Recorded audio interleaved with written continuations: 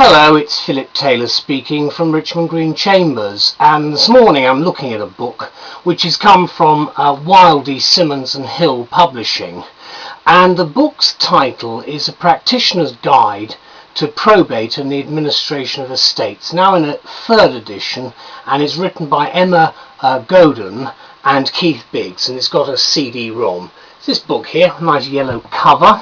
There's the spine and there's the back of the book.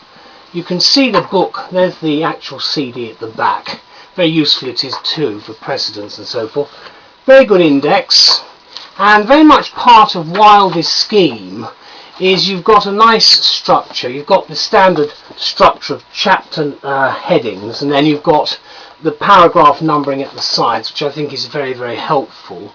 Obviously there's another example there, which gives you some idea of how they've actually structured the book itself.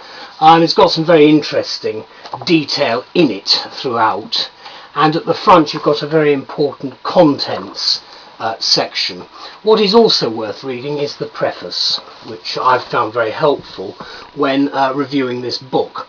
Now, I've written a review which is entitled How to Deal with Non-Contentious Probate and the Administration of Estates.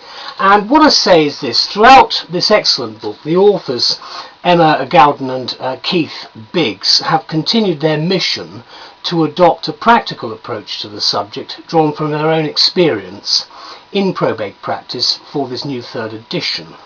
And the final 100 pages of the book form the workhouse appendices, if you like, together with the CD-ROM at the back, which in turn contains the precedents. So do look at the checklist for information and the documents set out at the beginning of Appendix A, which you'll find reasonably easy to get hold of. Obviously the appendix are actually at the back there, and you will find it extremely helpful with things like specimen forms, for instance, and everything that goes with it. The structure of the book is a great asset throughout, from the way in which the authors have designed it. It starts with how to handle the client at the first meeting, identifying the requirements of the case, and then investigating the nitty-gritty detail of the issues involved. Obviously, it's a nice logical structure throughout. These often include things like tracking down the assets and liabilities, questions concerning wills and intestacy, and the very wide range of other ancillary matters which are contained in the book itself.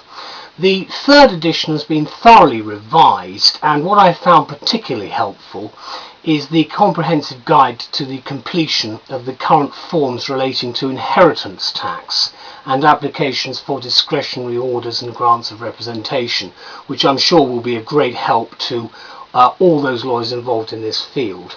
The book begins with a statement. A legal advisor often first hears of a death in a telephone call from a member of the deceased's family, and it's from that starting point that lawyers begin the delicate task of client handling, and we recommend that you read the first chapter, Making a Start, in some detail, because it gives excellent guidance and common sense in the approach about how you adopt your stance throughout the dealings with a client in this area. So can I thank all the people involved in this for an excellent book, and I wish it the greatest of success. Thank you very much. Bye bye.